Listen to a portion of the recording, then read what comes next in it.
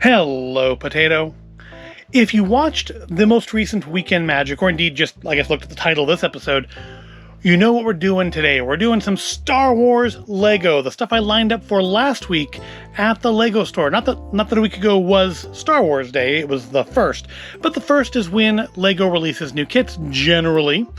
And the first is when they started their Star Wars Day promotion, which is fine because it was a Sunday and I didn't have to take off work or anything for it. So I said in the last video that it would be one of two kits, one of those Star Wars diorama kits, and I thought it would be a certain one, and yeah, it's that one. It's kit 75339, the Death Star Trash Compactor, 802 pieces. You got Stormtrooper Luke, Stormtrooper Han, you got Chewie, you got Leia, and what I didn't realize when I recorded the last video is there's two more figures in here. I didn't notice till I was looking at the French title, Compacteur de déchets de l'étoile de la mort. A lot of days in there. Every day of the week. No, I guess just 3 days of the week. No, I'm going to count that. 4 days of the week. But we have a C-3PO up here. I'm like, C-3PO's in this kit? And then I looked at the back yesterday and didn't notice that, yeah, C-3PO and R2 are there at the little console trying to deactivate the compactor, which is cool. And of course, I already commented on, I like the fact that it came with that there. The Cryogenic Density Combustion Booster. Yes, thanks to Book of Boba Fett, or as might be better known, Mandalorian Season 2.5, we know that has a proper, frankly, fairly gibberish name. So yeah, this is another one of those Lego's moves towards gearing more stuff towards adults that are just meant to sit on a shelf. Not really play feature sets, although this does have the play feature of the working compactor. But things are just meant to go up really more on a shelf and be appreciated than necessarily played with. And I commented in the last video that I thought that the Darth Vader meditation chamber had this thing going on too, and I double checked, and yes, it does. So yeah, 802 pieces. Not a super big kit, not a super small kit. $50. I think it's a little bit above the, generally, at least it used to be, that you could kind of assume about 10 cents per piece when pricing out what a kit was going to be. And I don't know if that's just inflation or issues with the last couple of years with transporting things, or if it's just costing a little bit more because it's Star Wars and Disney on the box. But where's the Spanish? There we go. There's more days here. Compactador de basura de la estrella de la muerte. I feel more confident in that pronunciation, to be honest. Still a lot of days there, 3 days. So between the French and the Spanish, you do have 7 days, a full week. So we have a thumb punch box here. We'll only need to punch one, I guess. Let's get everything out. The book's not folded. That's nice. I'm expecting no stickers. Base plates. I don't see why there should be stickers near that. That should be a printed piece. Yep, another base plate. I'm guessing those are maybe the walls. But we have everything out here. What all are we looking at? So we have our base plates. 4. Another one. This is just the whole base of it. 3, 2, 2, and 1. So it's 4 parts to this build. Obviously not going to be 4-part video. It's way too small of a kit for that. So we'll probably need these in the first step, first part, I imagine. Let's take a look at the book a little bit. Same cover art as the box. There is the QR code if you're into such things. I don't know, I think if I live streamed these, I would probably use the digital and not the physical. But I don't, so I'm not gonna. Oh, we have words. We have words. This is some rescue. It's an improvised rescue plan that lands the rebels in a scrap heap of trouble. Walls literally closing in on them while a ravenous reptile nibbles at Luke Skywalker for lunch. Of course, the trash compactor scene in Star Wars A New Hope is an all-time fan favorite. And I'm not going to read the rest of that. You can pause and read all that if you want, but it's signed by Jens Kronvold Fredrickson. Thank you, Jens. Hope you got paid well, since I'm certainly paid well for it. And of course, we got the French and the Spanish of the same things. But I can't imagine you need to read those because you're watching an English language video. And anything else interesting in here? More words. A stinky secret side of the Death Star. The trash compactor is such a stark contrast to the otherwise clinically polished interior we see of the Death Star. It's also where our newly forged allies are thrust into an instant trial by fire and pushed to work together under extreme pressure. Naturally, tempers run high. A very nice hint at the adventures that lie ahead. Yeah, none of their efforts actually matter because it's R2 that actually saves the day there. Yeah, some more words. You can pause. I'm tired of reading. And, oh good, we have another one of these because I don't have a bunch of these just like literally sitting at hand to the side here. Yeah, that's just what I have literally within arm's reach. There's more of them around. It's hard to think. It's funny to think actually. Many years ago, I paid money to buy one of these before they started including it with any kit that cost more than like 50 bucks. So how many steps are there to this build? There's our final. And still more of our final. Do we have actual steps? 152. That's not a lot. That's a pretty brief build if we're being honest. So I guess there's really nothing else to say about it before we build it. It does look like it's going to have a lot of little fiddly bits, but no stickers, no string, so that's a good thing. So I guess there's really nothing else to do at this point other than clear away all of these little brick separators and get building.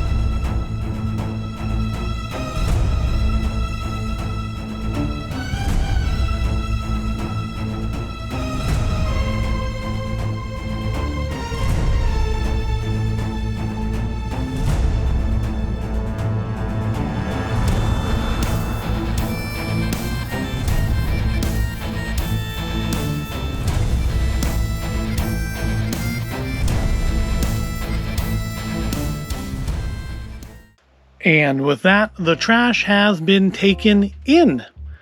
Our trash compactor is all nice. I do seem to have missed something somewhere because I have an extra one of these, and these usually don't have extras. So I've missed something somewhere, I think on this side, with the trash. So I said at the start that I thought there'd be a lot of fiddly bits in here, and there was more than I realized, because I didn't realize the whole bottom of the set is covered with 1x1s and 1x2s, and yeah, there's a lot more fiddly bits than I actually realized there was going to be. But we are done now. We have all of our characters. We have Han, and we have Luke being attacked by the little swamp creature thing, which has a name, but I don't remember it. But I do remember that this is called the cryogenic density combustion boosters. No, I'm not looking at it on my phone screen. Why do you ask? And we've got Leia, and everybody has like two faces except for Chewie, because Chewie doesn't have like a face like a Lego figure does. We have like angry Leia, and we have smiley Leia, I guess because you could take her out of the set and still use her somewhere else. And we have Luke's hair coming off. We have kind of worried Luke, and we have less worried. I mean, I wouldn't call that happy exactly, but certainly not as worried as this one looks. Let's see if we can get him right back in there. And then we have Han with kind of stern face and a much happier face. How much happier than Luke, I guess. I guess because he knows that Luke and Leia are sister and brother. Spoilers. And knows that eventually he's going to end up with her. Doesn't know about his son yet, though, I imagine. And then, of course, Chewie with, again, no extra faces to speak of. But still nice sculpt. I mean, we had a Chewie recently. Was it with the Hoth ATST, I think, came with the Chewie? I don't remember. And then, of course, here on the back, where nobody's ever going to see it when it's on display on a shelf, we do have C-3PO and R2. And I think this is the first C-3PO I have that has the silver leg. Or at least semi-silver leg? I mean, I guess it's only like from the below the knee that's silver in the movie as well. And R2, which is just kind of your bog standard R2-D2 minifigure. Is that a minifigure? I guess it's a minifigure. It's like bigger than anybody else, but now one thing. So a couple things there actually. First of all, I said I thought that the rubbish would be loose because the whole thing compacts inwards, but no, it is all fast now. There's nothing loose in this. Nothing's going to fall out when you're putting it on the shelf. But I am a little disappointed in one thing, and that is I kind of expected there to be a mechanism to make both sides close together, like maybe a screw under there, something you would just twist. And nope, it's not. It's just little things you push in together, like so.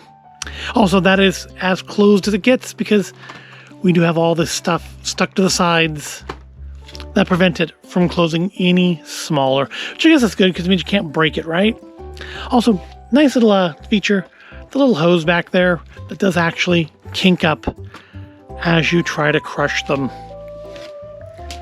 Yeah, I mean, it still works. It's nice that it is all designed so everything slides together to make it look like everything is being pushed in closer when really it's attached to the walls. Some like Disney dark ride kind of magic going on with that.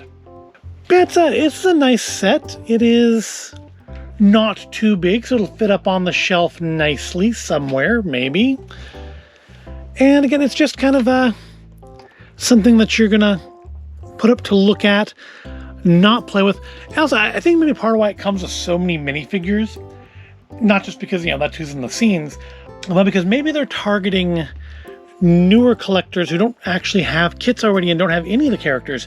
Well, this gives you kind of all the main characters from episode 4, except for Obi-Wan and Vader. That does it. It slides together pretty nicely. I had a little trouble getting this side in. I didn't want to go and mix it into with this missing piece. I don't know. But I mean, it's in there now. And we do have the nice walls along the edge to make sure nothing falls back out. Yeah, I'm a little disappointed though that this is, you just push them in like this and there's not like a screw. I was hoping that there was, because it looks, I guess to me it looks like it's thicker than it really is. And I thought there'd be something down there you twist and it would close in. But nope, that's not the case. But that is, I suppose, a minor complaint, given that this is really just going to go up on a shelf and probably not be touched. Lots of little neat details of the rubbish. Lots of uses of things that work at angles in order to put things in directions that normally, Lego bricks don't easily go into due to their kind of being limited to 90-degree angles. Yeah, got lots of stuff at different angles here. Not a lot of adjustability to it, but I do like how all the rubbish is, it looks random, but it is actually fastened in place so it doesn't fall out, which, I've commented before, things that are loose inside Lego kits are not a thing I'm a fan of. But that's gonna do it. I'm very pleased with this. Maybe next week, I don't know, maybe next week we'll build the Dago Boss set. I haven't decided yet, but I'm happy with my choice on this set. And I just need to go find somewhere to put it. And we'll actually find where this goes, and then go find somewhere to put it. But a good set, not a good set for kids. It is for ages 18 and up, because it's not a play with set. It's a good set for adults who want to put it up for display. Not a good set for kids who want to play with it, because, kind of like the Luke and the Death Troopers, there's not a lot to do with it. It just kind of does this. And I kind of feel the same way about that Luke and the Death Troopers. And I feel that one was geared towards younger audiences, though, despite I think not really being a whole lot there for younger audiences. I think they should have just thrown a plaque on the front of it and made it a diorama as well. But yeah, just kind of this is kind of a weird choice, I guess, to make it not be just plain over here. That's kind of a weird decision, I think. I complain about things being plain on the back sides, and they've tried to not do that here, but it doesn't really do anything, I don't know, it's just me nitpicking, I suppose. But I hope you found building this to be in any way interesting or entertaining. If you did, go ahead and give the video a like, subscribe to the channel, and thank you for watching. I'll see you in the next video.